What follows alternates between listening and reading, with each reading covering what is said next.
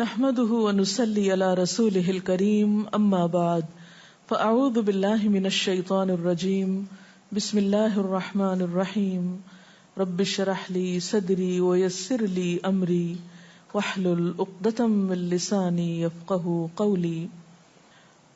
ہماری گفتگو کا موضوع ہے قیامت کی نشانیاں. بحیثیت مسلمان ہم سب کا ایمان ہے کہ یہ دنیا ہمیشہ باقی نہیں رہے گی، ایک دن سب کچھ ختم ہو جائے گا، اور ایسا ہونا بھی چاہیے، اس لیے کہ ہر آغاز کا ایک انجام ہوتا ہے، ہر ابتدا کی ایک انتہا ہوتی ہے. جس چیز پر زندگی آتی ہے اس پر موت کا آنا بھی لازم ہے. ہم اپنے آس پاس اس کی بہت سی نشانیاں دیکھتے رہتے ہیں. کائنات میں بہت سے دلائل بکھرے ہوئے ہیں جو ہمیں یقین دلاتے ہیں کہ ایک دن یہ سب کارخانہ بند ہو جائے گا، ختم ہو جائے گا، یہ دنیا فنا ہو جائے گی. وہ وقت قرآن پاک کے الفاظ میں زمین و آسمان پر بہت بھاری ہوگا، اور اس بھاری وقت کے آنے سے پہلے دنیا میں کچھ علامات نمودار ہوں گی. تو آج چند ایک احادیث آپ کی خدمت میں پیش کروں گی جو قیامت کی نشانیوں کے بارے میں ہیں. اس سے ایک تو ہمیں اپنے عمل کا جائزہ لینے کا موقع ملے گا، دوسرے ان سے یہ بات سامنے آتی ہے کہ نبی صلی اللہ علیہ وسلم کی باتیں کتنی سچی باتیں تھیں. وہ لوگ جو حدیث کا انکار کرتے ہیں یا احادیث کا مذاق اڑاتے ہیں، وہ ان احادیث کی روشنی میں آج کے حالات کو دیکھ سکتے ہیں کہ آپ صلی اللہ علیہ وسلم نے اللہ تعالی کی بھیجی ہوئی وحی کی روشنی میں جو باتیں فرمائیں آج وہ ہم اپنی آنکھوں سے دیکھ رہے ہیں. بہرحال اس وقت میرے سامنے حضرت ابو ہریرہ رضی اللہ تعالی عنہ کی حدیث ہے جسے ابن خزیمہ نے روایت کیا ہے. رسول اللہ صلی اللہ علیہ وسلم نے فرمایا، قیامت کی نشانیوں میں سے ہے کہ آدمی مسجد کے پاس سے گزرے گا مگر اس میں 2 رکعتیں ادا نہیں کرے گا. آج کتنے ہی لوگ ایسے ہیں کہ جن کے گھروں کے سامنے مسجدیں ہیں، وہ دن رات مسجدوں سے آوازیں سنتے ہیں لیکن مسجد کے اندر نہیں جاتے. نبی صلی اللہ علیہ وسلم کے زمانے میں اس بات کا تصور ہی نہیں تھا کہ کوئی شخص اپنے آپ کو مسلمان کہے اور پھر وہ نماز نہ پڑھے. اسی لیے ہم دیکھتے ہیں کہ منافقین ہر حال میں مسجد میں پہنچتے تھے، بلکہ انہوں نے اپنی ایک الگ مسجد بھی بنائی تھی یا مسجد نامی عمارت بنائی تھی. لیکن قیامت کے نزدیک مسجدوں کے پاس سے گزرنے والے مسجد نہیں جائیں گے. ایک اور حدیث میں آتا ہے، حضرت انس فرماتے ہیں رضی اللہ تعالی عنہ کہ اللہ کے رسول صلی اللہ علیہ وسلم نے فرمایا، لوگوں پر ایک ایسا دور آئے گا کہ ان میں اپنے دین کی حفاظت پہ صبر کرنے والا اس شخص کی مانند ہوگا جو آگ کے انگارے کو اپنی مٹھی میں تھامنے والا ہے. یعنی دین پر استقامت اور دین پر عمل اتنا مشکل ہو جائے گا بعض اوقات کہ جیسے ایک انگارہ ہاتھ میں لینا کہ انسان نہ لے سکے اور نہ پھینک سکے. ایک اور نشانی جو آپ صلی اللہ علیہ وسلم نے ہمیں بتائی وہ یہ کہ زمانہ قریب آ جائے گا، عمل میں نقص واقع ہوگا اور بخیلی پیدا ہو جائے گی، دل تنگ ہو جائیں گے. ایک اور حدیث میں آتا ہے کہ بخیلی کا عام ہونا قیامت کی نشانیوں میں سے ہے. آج آپ دیکھیں کہ بسا اوقات انسان کے پاس اللہ کی دی ہوئی بے شمار نعمتیں ہوتی لیکن انسان ان نعمتوں میں کسی کو شریک نہیں کرتا.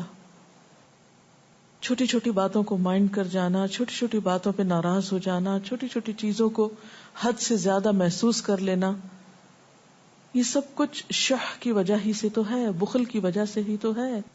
بخل صرف مال میں نہیں ہوتا، بخل تمام نعمتوں میں ہوتا ہے اگر ان میں اللہ کے دوسرے بندوں کو بطور شکر کے شریک نہ کیا جائے. ایک اور حدیث میں آتا ہے، مجموع الزوائد میں یہ حدیث روایت ہوئی ہے، رسول اللہ صلی اللہ علیہ وسلم نے فرمایا کہ لوگ سخت اور بخیل ہو جائیں گے، یعنی ان کے دل سخت ہو جائیں گے اور ان کے اندر بخل عام ہو جائے گا. ایک اور نشانی قیامت کی آپ صلی اللہ علیہ وسلم نے یہ بتائی کہ مساجد میں زیب و زینت بہت ہوگی، یعنی نمازی تو کم ہوں گے لیکن مسجدیں سجائی بہت جائیں گی. حضرت انس بن مالک کی روایت ہے، مسند احمد نے اس کو روایت کیا ہے، رسول اللہ صلی اللہ علیہ وسلم نے فرمایا قیامت قائم نہیں ہوگی یہاں تک کہ لوگ مسجدوں میں فخر و مباحات کریں گے، یعنی مسجد کے بنانے میں، اس کے سجانے میں، اس کی آرائش میں ایک دوسرے کا مقابلہ کرنے لگیں گے. ایک اور حدیث میں آتا ہے کہ قیامت کی علامات میں سے ہے کہ لوگ مسجدوں کو سجایا کریں گے، یعنی اللہ تعالیٰ کو نماز پڑھ کے خوش کرنے کی بجائے مسجد بنا کے سجا کے خوش کرنے کی کوشش ہوگی. حضرت ابو الدرداء سے روایت ہے کہ جب تم لوگ مسجدوں کو سجانے لگو، قرآن کو مزین کرنے لگو تو تمہاری بربادی ہے، کیونکہ قرآن پاک پڑھنے کے لیے آیا، محض سجانے کے لیے نہیں. آج آپ دیکھیں کہ بسا اوقات ہم اسے پڑھتے کم ہیں، سمجھتے کم ہیں، اس کے مطابق زندگی نہیں بسر کرتے، لیکن خوبصورت انداز میں سنہری الفاظ میں لکھوا کر گھروں میں سجا دیتے ہیں. تو قرآن پاک سجانے کے لیے نہیں آیا، وہ تو ہدی للناس ہے، ساری انسانیت کی ہدایت کے لیے آیا ہے، لیکن ہم نے اس کا بس اتنا ہی فائدہ اٹھایا کہ اسے خوبصورت انداز میں لکھ کے طاقوں میں سجا دیا. اسی طرح ایک اور نشانی کہ انسان حلال حرام کی پرواہ نہیں کرے گا. رسول اللہ صلی اللہ علیہ وسلم نے فرمایا، صحیح بخاری کی روایت ہے، لوگوں پہ ایسا وقت ضرور آنے والا ہے کہ آدمی اس بات کی بالکل فکر نہیں کرے گا کہ جو مال اس نے حاصل کیا ہے وہ حلال ہے یا حرام ہے، یعنی کس ذریعے سے حاصل کیا ہے. ایک اور حدیث میں آتا ہے کہ قیامت سے پہلے سود پھیل جائے گا. ایک اور روایت میں آتا ہے کہ ہر شخص تک اس کا کچھ نہ کچھ غبار پہنچے گا، یعنی کچھ لوگ تو براہ راست اس میں انوالو ہوں گے اور کچھ لوگ انڈائریکٹلی اس سے متاثر ہوں گے. اسی طرح قیامت کی نشانیوں میں سے ایک اور نشانی دیگر امتوں کی مشابہت اور تقلید ہوگی. حضرت ابو سعید رضی اللہ تعالی عنہ سے روایت ہے، رسول اللہ صلی اللہ علیہ وسلم نے فرمایا، تم اپنی سابقہ امتوں کی ایک ایک بالشت اور ایک ایک گز میں اتباع کرو گے، یعنی چھوٹے سے چھوٹے معاملے میں اور بڑے سے بڑے معاملے میں ان کی پیروی کرو گے، حتیٰ کہ اگر وہ کسی سانڈے کے سوراخ میں داخل ہوئے ہوں گے، یعنی گوہ کے سوراخ میں، تو تم بھی ان کی پیروی کرو گے، اس سوراخ میں بھی گھسو گے. ہم نے پوچھا، یا رسول اللہ صلی اللہ علیہ وسلم، کیا آپ کی مراد یہود و نصارہ ہیں؟ فرمایا، پھر اور کون؟ اور آج ہم مسلمان دیکھ سکتے ہیں کہ ہم کس کی پیروی کر رہے ہیں، کتاب اللہ اور سنت رسول اللہ صلی اللہ علیہ وسلم کی یا کسی اور کی. قیامت کی نشانیوں میں سے ایک نشانی زلزلے بکثرت آئیں گے. حضرت ام سلمہ سے روایت ہے، مسند احمد میں یہ روایت آتی ہے، رسول اللہ صلی اللہ علیہ وسلم نے فرمایا، قیامت سے پہلے موت کی سخت وبا پھیلے گی، پھر زلزلوں والے سال آئیں گے. ایک اور روایت میں آتا ہے، قیامت کی نشانیوں میں سے ہے کہ ناگہانی موت کثرت کے ساتھ ہوگی، یعنی اچانک ڈیتھ، یکا یک بیٹھے بیٹھے فوت ہو گئے. امام بخاری نے اس حدیث پر کچھ شعر بھی لکھے ہیں جن کا ترجمہ ہے، فارغ وقت کو غنیمت سمجھ کر کچھ رکوع کر لو، یعنی فارغ بیٹھنے سے بہتر ہے کچھ نوافل پڑھ لو، قریب ہے کہ تیری موت اچانک واقع ہو. تم کتنے ہی صحت مند لوگوں کو دیکھتے ہو جن کی صحت مند جانیں اچانک فوت ہو جاتی ہیں، یعنی ختم ہو جاتی ہیں. حافظ ابن حجر عسقلانی جنہوں نے بخاری کی شرح لکھی ہے فتح الباری، وہ کہتے ہیں یہ عجیب اتفاق ہے کہ امام بخاری خود بھی اسی طرح اچانک فوت ہوئے تھے. یعنی اچانک موت جو ہے وہ کسی پر بھی آ سکتی ہے، کوئی نیک ہو یا بد ہو. ہم یہ نہیں کہہ سکتے کہ ہم بہت نیک ہیں یا ہم بڑے اچھے کام کرتے ہیں تو ہمارے ساتھ یہ معاملہ نہیں ہو سکتا، یہ کسی کے ساتھ بھی ہو سکتا ہے. اس لیے جو وقت آج ہمیں حاصل ہے، جو لمحات آج ہمیں ملے ہیں، ان کو غنیمت سمجھیں اور نیکی کے کام میں پیچھے نہ رہیں. پھر قیامت کی نشانیوں میں سے ایک نشانی یہ بھی بتائی گئی کہ لوگ جان پہچان والوں کو بس سلام کریں گے.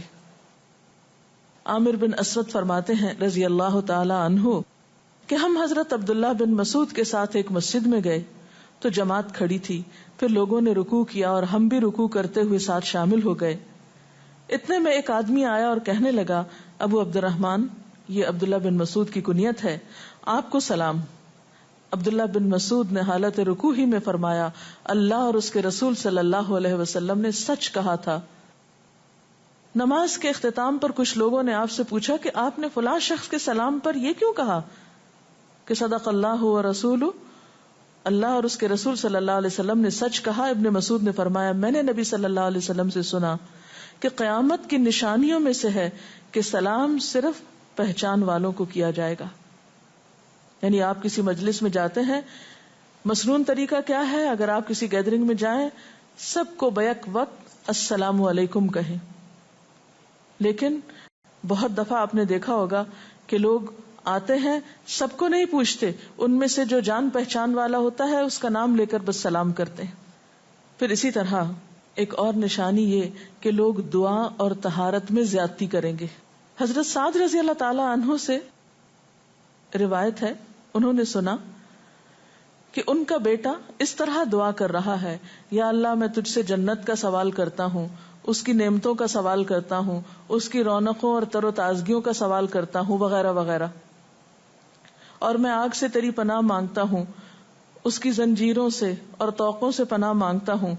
تو حضرت سعد نے فرمایا، تم نے اللہ تعالیٰ سے خیر کثیر کا سوال کیا ہے اور ضرر کثیر سے پناہ مانگی ہے، جبکہ میں نے رسول اللہ صلی اللہ علیہ وسلم سے سنا کہ ان قریب ایسے لوگ ہوں گے جو دعا میں زیادتی کریں گے۔ یعنی صرف یہ کہہ دینا کافی ہے کہ یا اللہ تو ہمیں جنت عطا فرما اور دوزخ سے بچا، اس کی بہت تفصیلات میں جانے کی ضرورت نہیں۔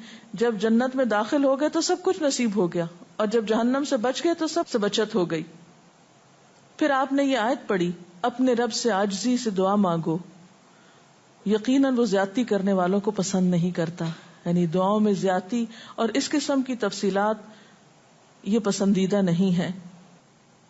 تمہیں یہی کافی تھا کہ تم یوں کہتے، یا اللہ میں تجھ سے جنت اور ہر اس قول و عمل کا سوال کرتا ہوں جو جنت کے قریب کر دے، اور میں تیری پناہ چاہتا ہوں جہنم سے اور ہر اس قول و عمل سے جو جہنم کے قریب کرے۔ تو اتنا کہنا کافی تھا۔ پھر قیامت کی نشانیوں میں سے ایک نشانی آپ صلی اللہ علیہ وسلم نے یہ بھی بتائی کہ نااہل حاکم مقرر کیے جائیں گے۔ حضرت ابو ہریرہ سے روایت ہے کہ قیامت کی نشانیوں میں سے ہے کہ ذلیل اور کمینے لوگ نیک شریف لوگوں پر غالب ہو جائیں گے۔ کیوں ابن مسعود، کیا تم نے بھی یہ بات میرے محبوب صلی اللہ علیہ وسلم سے سنی ہے؟ ابن مسعود نے فرمایا، ہاں رب کعبہ کی قسم۔ حضرت حذیفہ سے روایت ہے کہ قیامت اس وقت تک قائم نہ ہوگی جب تک کہ تم اپنے امام کو قتل نہ کرو گے، یعنی لوگ اپنے حاکموں کو مارنے لگیں گے اور اپنی تلواروں کے ساتھ آپس میں ہی لڑائی کرو گے، علاوہ ازیں تم میں سے بدترین لوگ تمہاری دنیا کے وارث ہو جائیں گے۔ اسی طرح قیامت کی نشانیوں میں سے ایک نشانی یہ بھی ہے، حضرت عبداللہ بن مسعود سے مروی ہے کہ رسول اللہ صلی اللہ علیہ وسلم نے فرمایا، قیامت کے قریب صرف مخصوص لوگوں کو سلام کیا جائے گا۔ تجارت اس قدر پھیل جائے گی کہ عورت تجارت میں اپنے خاوند کا ہاتھ بٹائے گی، یعنی اتنا بزنس ہوگا کہ مرد سے اکیلے نہیں سنبھالا جائے گا، عورتیں اس میں شریک ہوں گی، رشتہ داری توڑی جائے گی، یعنی مال کثرت سے ہونے کے باوجود رشتہ داروں کا خیال نہیں رکھا جائے گا، جھوٹی گواہی دی جائے گی، حق چھپایا جائے گا، اور قلم کا ظہور ہو جائے گا، یعنی نشر و اشاعت خوب ہوگی، خوب لکھا جائے گا۔ ایک اور روایت میں آتا ہے کہ وقت مختصر ہو جائے گا۔ آج آپ دیکھیے ہر شخص وقت کی کمی کی شکایت کرتا ہے۔ حضرت ابو ہریرہ رضی اللہ تعالیٰ عنہ سے روایت ہے، رسول اللہ صلی اللہ علیہ وسلم نے فرمایا، قیامت قائم ہونے سے پہلے یہ نشانی ظاہر ہوگی کہ زمانہ قریب آ جائے گا، یتقارب الزمان، سال مہینے کی طرح، مہینہ ہفتے کی طرح، ہفتہ دن کی طرح، اور ایک دن ایک گھنٹے کی طرح، اور ایک گھنٹہ آگ کے شعلے کی طرح تیزی سے گزرنے والا ہو جائے گا۔ اور آج آپ دیکھیے کہ اللہ کے رسول صلی اللہ علیہ وسلم کی یہ بات کتنی سچ معلوم ہوتی ہے کہ ہر شخص وقت کی کمی کا شکار ہے، اور پتہ ہی نہیں چلتا ہفتہ گزر گیا، پتہ ہی نہیں چلتا مہینہ گزر گیا، پتہ ہی نہیں چلتا سال گزر گیا، پتہ ہی نہیں چلتا اتنی عمر گزر گئی، کل کی بات لگتی ہے. اور انڈائریکٹلی یہ اشارہ اس بات کی طرف کہ زندگی کی رفتار بہت تیز ہو جائے گی، یعنی فاسٹ لائف جس کو آپ کہتے ہیں اس کا شکار ہو جائے گا. ایک اور روایت میں آتا ہے کہ دنیا محبوب ہو جائے گی، موت سے نفرت ہو جائے گی. حضرت ابو ہریرہ سے روایت ہے، رسول اللہ صلی اللہ علیہ وسلم نے حضرت ثوبان سے فرمایا، اے ثوبان، اس وقت تمہارا کیا حال ہوگا جب دوسری امتیں تم پر اس طرح ٹوٹ پڑیں گی جس طرح تم کھانے کے برتن پہ ٹوٹ پڑتے ہو. ثوبان نے کہا، میرے ماں باپ آپ پہ قربان، اے اللہ کے رسول صلی اللہ علیہ وسلم، کیا اس وقت ہم تعداد میں کم ہو جائیں گے؟ فرمایا، نہیں، بلکہ تم کثرت میں ہوگے، لیکن اللہ تعالیٰ تمہارے دلوں میں وہن ڈال دے گا. صحابہ نے پوچھا، یا رسول اللہ صلی اللہ علیہ وسلم، وہن کیا چیز ہے؟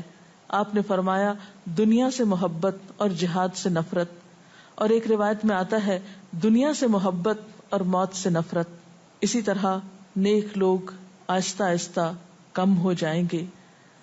رسول اللہ صلی اللہ علیہ وسلم نے فرمایا، نیک لوگ یکے بعد دیگرے رخصت ہوتے جائیں گے، فوت ہوتے جائیں گے. فضول لوگ باقی رہ جائیں گے، بیکار، نکمے، جس طرح جو کا بھوسا یا ردی کھجور باقی رہ جاتی. اللہ تعالیٰ ان فضول لوگوں کی کچھ پرواہ نہ کرے گا، کوڑے کرکٹ کی طرح ہوں گے جن کی کچھ پرواہ نہ کرے گا کہ ان کو پھینک دیا جائے یا کاٹ دیا جائے یا کہیں جلا دیا جائے. ایسے لوگوں کی اللہ تعالیٰ کو کچھ بھی ضرورت نہیں ہو. حضرت عمرو بن شعیب اپنے والد سے اور اپنے دادا سے روایت کرتے ہیں، رسول اللہ صلی اللہ علیہ وسلم نے فرمایا، لوگوں پر ایک ایسا وقت آئے گا کہ ان کی خوب چھانٹی صفائی کی جائے گی تو فضول لوگ باقی رہ جائیں گے اور نیک لوگ ختم ہو جائیں گے. پھر آپ نے اپنے دونوں ہاتھوں کی انگلیوں کو آپس میں ملا کر فرمایا، اس طرح ان کے وعدے اور امانتیں خلط ملط ہو کر رہ جائیں گے اور وہ اختلافات کا شکار ہو جائیں گے. یعنی نہ ان میں وعدوں کا پاس ہوگا، نہ امانتوں کی ادائیگی کا احساس ہوگا، اور وہ ایک ہی چیز جانیں گے اور وہ لڑائی جھگڑا، اختلافات. کیونکہ کوڑا کرکٹ ہے نا، کوئی وزن تو اس کا ہے نہیں، کوئی اصول تو ہے نہیں، کسی نیک کام میں استقامت تو ہے نہیں، بس جدھر کو پانی جا رہا ہے اس پہ بہ رہے ہیں، ہوا چل رہی ہے اس پہ اڑ رہے ہیں. تو ایسے نکمے اور بیکار لوگ باقی بچیں گے اور پھر ایک دن دنیا اپنے اختتام کو پہنچ جائے گی. ہر گھر میں فتنہ داخل ہو جائے گا. حضرت عوف بن مالک فرماتے ہیں کہ میں غزوہ تبوک کے موقع پر رسول اللہ صلی اللہ علیہ وسلم کی خدمت میں حاضر ہوا جبکہ آپ اس وقت چمڑے کے ایک خیمے میں تشریف فرما تھے. آپ نے فرمایا، قیامت کی 6 نشانیاں گن لو. پھر ایک ایسا عام اور تباہ کن فتنہ ہوگا کہ عرب کا کوئی گھر بھی اس کی لپیٹ میں آنے سے محفوظ نہ رہ سکے گا. تو اللہ تعالیٰ سے دعا ہے کہ وہ ہمارے ایمان اور عمل کی حفاظت فرمائے اور ہمیں نیکی کی توفیق عطا فرمائے، اپنی ذمہ داریوں کو صحیح معنوں میں پورا کرنے کی توفیق عطا فرمائے. اگر آپ کے ذہن میں کوئی سوال ہو تو آپ کر سکتے ہیں. جو لوگ قیامت کی ان علامات کا مذاق اڑاتے ہیں اور کہتے ہیں کہ یہ حالات تو بہت عرصے سے ہیں، قیامت آنی ہوتی تو آ چکی ہوتی، تو ہم کیا کر سکتے ہیں، انہیں کیسے سمجھا سکتے ہیں؟ دیکھیے کہ جو لوگ مذاق اڑانے پر تل جاتے ہیں ان کا کوئی علاج نہیں. نبی صلی اللہ علیہ وسلم کے زمانے میں بھی ایسے لوگ موجود تھے جو دین کے شاعر کا مذاق اڑاتے تھے. قرآن نے ایسے لوگوں کو منافق بتایا ہے. اور بات یہ ہے کہ جب قیامت آئے گی تو پھر کسی سے پوچھ کر نہیں آئے گی، اس کا وقت تو اللہ تعالیٰ کو معلوم ہے، اور جب آ جائے گی تو کوئی اس سے فرار حاصل نہیں کر سکے گا. آج ہمیں اللہ تعالیٰ نے اختیار دیا ہے، چاہیں تو کسی چیز کو مانیں اور چاہیں تو انکار کر دیں، لیکن جب اصل حقیقت سامنے آئے گی تو پھر ہم انکار نہ کر سکیں گے. آپ نے بتایا کہ قیامت کی نشانیوں میں ہے کہ طہارت میں بھی زیادتی کی جائے گی، تو اس سے کیا مراد ہے؟ اس کا معنی یہ ہے کہ لوگ طہارت حاصل کرتے وقت وسائل یا ریسورسز کو بہت ضائع کریں گے. مثلاً یہ کہ وضو کرتے وقت بہت زیادہ پانی لنڈھانا، بہت صابن گرانا، اسی طرح نہاتے وقت بہت پانی ضائع کرنا. نبی صلی اللہ علیہ وسلم کے زمانے میں پانی کی قلت بھی ہوتی تھی، لیکن اس کے باوجود آپ صلی اللہ علیہ وسلم کی تعلیمات میں ہے یہ بات کہ ایک شخص کو آپ نے فرمایا تھا کہ خواہ تم دریا کے کنارے بیٹھے ہو پھر بھی وضو کے لیے اتنا ہی پانی لو جتنا تمہاری ضرورت ہے، یعنی بہت زیادہ پانی ضائع نہ کرو. آج ہم دیکھتے ہیں کہ بہت سے وسائل کے ذریعے پانی کا حصول بعض علاقوں میں بہت آسان ہو گیا ہے اور لوگ بہت ناقدری کے ساتھ پانی ضائع کرتے ہیں. مثلاً بعض دفعہ دیکھا گیا ہے کہ برش کرنے کے وقفے میں ٹیپ کھول دی جاتی ہے، بعض اوقات 5 منٹ تک ٹیپ میں سے پانی بہتا رہتا ہے اور آرام آرام سے لوگ اپنی طہارت اور صفائی کا اہتمام کرتے رہتے ہیں. تو کسی بھی طرح کے وسائل کو ضائع کرنا جو ہے وہ اسلامی تعلیمات کے خلاف ہے، خواہ وہ دین کے کسی کام کے کرنے میں ہی کیوں نہ استعمال کیے جائے، وضو جیسی چیز میں ہی کیوں نہ استعمال کیے جا رہے ہوں. تو طہارت میں مبالغہ آرائی کا مطلب یہی ہے، وسائل کا ضیاع. دعا میں زیادتی کا مقصد کیا لمبی دعاؤں کا بھی مراد یہ ہوگا؟ اصل میں دعا تو حسب ضرورت کی جا سکتی ہے، حسب موقع. کبھی آپ کے پاس وقت زیادہ ہوتا ہے تو آپ دیر تک بھی دعا کر سکتے ہیں، مخصوص اوقات میں، مخصوص قبولیت کی جگہوں پر. لیکن سنت کے طریقے سے ہٹ کر مبالغہ آرائی کے انداز میں دعا کرنا اور پھر ردیف قافیے ملا کر دعا کرنا یا شعر و شاعری کے انداز میں دعا کرنا، ان چیزوں سے منع کیا گیا. وآخر دعوانا ان الحمد للہ رب العالمین. سبحانک اللہم وبحمدک نشہد ان لا الہ الا انت نستغفرک ونتوب الیک. والسلام علیکم ورحمۃ اللہ وبرکاتہ.